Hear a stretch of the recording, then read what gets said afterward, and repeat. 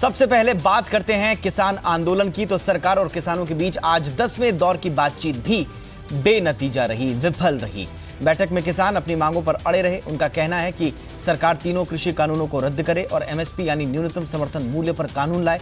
जब तक सरकार उनकी मांगे नहीं मानती, आंदोलन जारी रहेगा। वहीं सरकार का पक्ष रखने के लिए केंद्रीय कृषि मंत्री नरेंद्र सिंह तोमर और रेल मंत्री पीयूष गोयल मौजूद रहे। सरकार ने आज भी कहा कि वो किसानों की आमदनी बढ़ाने के लिए प्रतिबद्ध है। तीनों कानून किसानों के हित में है। उनसे किसानों को नुकसान नहीं बल्कि फायदा होगा। किसान और सरकारों के बीच अब अगली बैठक 22 जनवरी को तय की गई है।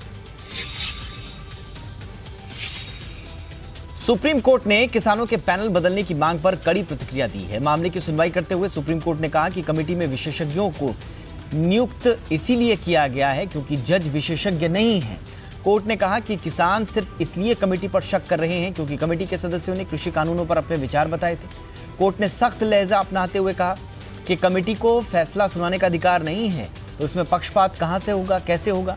फैसला सुनाने का अधिकार कोर्ट के पास है। आपको बता दें कि बीते शनिवार को सुप्रीम कोर्ट ने किसानों की ओर से एक हलफनामा दायर किया था। इसमें किसानों ने सुप्रीम कोर्ट से अपील की थी कि कमेटी के सदस्यों को हटा दिया जाए। इससे पहले किसानों के ट्रैक्टर रैली निकालने के मामले में आज फिर सुप्रीम कोर्ट में सुनवाई हुई। सर्वोच्च अदालत ने इस मामले में दखल देने से साफ इनकार कर दिया। साथ ही कोर्ट ने कहा कि दिल्ली पुलिस ही इसकी इजाजत दे सकती है। साथ ही सुप्रीम कोर्ट ने इस विवाद में दखल देने के अलावा कमेटी पर उठ रहे सवालों पर भी नाराजगी जाहिर की। चीफ जस्टिस ने सुनवाई के दौरान कहा कि हम ट्रैक्टर रैली को लेकर कोई फैसला नहीं लेंगे, को रोके ये बिल्कुल ठीक नहीं है। ऐसे में दिल्ली पुलिस को ही इस पर फैसला लेना चाहिए, यानी कि अब ट्रैक्टर रैली पर फैसला लेने की गेंद दिल्ली पुलिस के पाले में पहुंच गई है। और इस बीच किसान आंदोलन पर राजनीति भी जारी है। कांग्रेस के पूर्व अध्यक्ष राहुल गांधी ने इस मुद्दे पर एक बार फिर केंद्र सरकार पर हमला बोला है।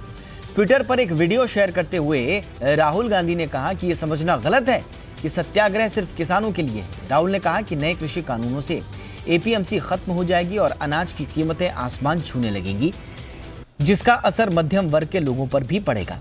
उन्होंने पीएम मोदी पर आरोप लगाते हुए कहा कि मोदी जी सिर्फ अपने पूंजीपति दोस्तों के लिए काम करते हैं। उन्हें किसानों का दर्द समझ में नहीं आता और ना ही दिखाई देता है।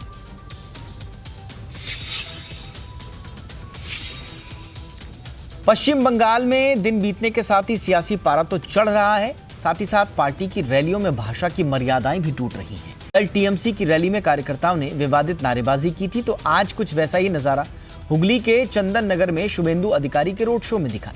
रैली बीजेपी के कार्यकर्ता रैली में नारेबाजी के दौरान भाषा की मर्यादा तोड़ते दिखे।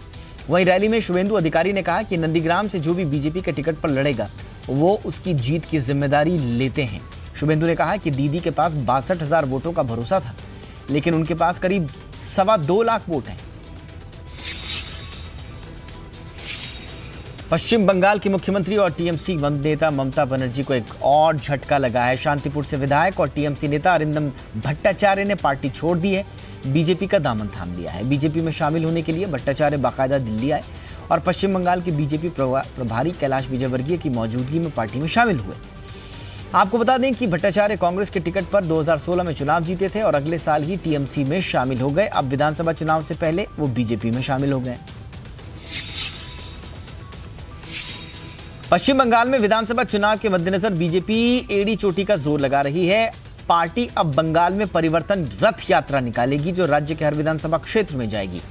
पार्टी के कामों को लोगों तक पहुंचाया जाएगा। बीजेपी अध्यक्ष जेपी नड्डा 5 फरवरी को परिवर्तन यात्रा का शुभारंभ करेंगे। 294 विधानसभा क्षेत्रों में बीजेपी का प्रचार करने का काम किया जाएगा। यहां खास बात यह है कि एक बार फिर गृह मंत्री अमित शाह 10 से 11 फरवरी को पश्चिम बंगाल का दौरा कर सकते हैं।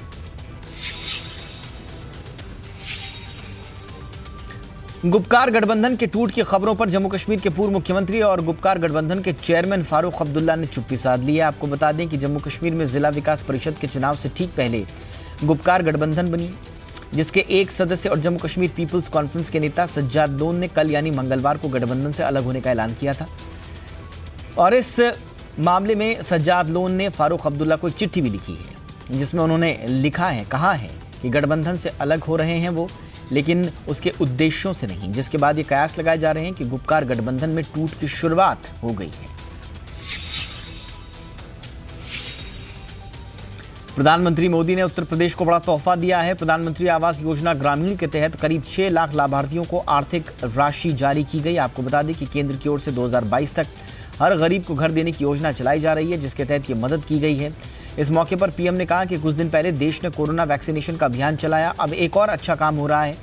पीएम ने कहा कि सरकार गरीबों को घर देने के लिए प्रतिबद्ध है और इसके लिए करीब 6 लाख लाभार्थियों के बैंक खाते में 2700 करोड़ रुपए के ट्रांसफर किया गया। नई प्राइवेसी पॉलिसी पर सरकार की चिट्ठी का व्हाट्सएप ने जवाब दिया है। हाँ सरकार, अभी सपना पूरा हो रहा है। पूरा हो गए। अच्छा, आपको पता है कितने रुपए मिलेंगे आपको कुल? सरकार 1,20,000। आपको पक्का मालूम है? और अगर मानो किसी ने कम भेजा तो क्या करोगे? नहीं सरकार, पूरे मिलेगा। अच्छा, पक्का विश्वास है आपको सरकार पे? हाँ सरकार। नई प्राइवेसी पॉलिसी पर सरकार की चिट्ठी का व्हाट्सएप ने जवाब दिया है। व्हाट्सएप ने अपनी चिट्ठी में लिखा है कि उसकी पुलिस डाटा शेयरिंग को बढ़ाने की उसकी जो पॉलिसी है वो डाटा शेयरिंग को बढ़ाने के लिए नहीं है, बल्कि उसके कारोबार को बढ़ाने में मदद के लिए है। आपको बता दें कि व्हाट्सएप की नई प्राइवेसी पॉलिसी को लेकर देश में खासा बवाल मचा है और इसके बाद हाल ही में केंद्र सरकार ने व्हाट्सएप के ग्लोबल सीईओ विल कैथार्ड को चिट्ठी लिखी थी, जिसमें सरकार ने कंपनी से उसकी नई पॉलिसी पर सफाई मांगी थी। सरकार ने व्हाट्सएप से कहा था कि भारतीय यूजर्स के लिए नई टर्म्स ऑफ सर्विस और प्राइवेसी पॉलिसी को वापस लिया जाए।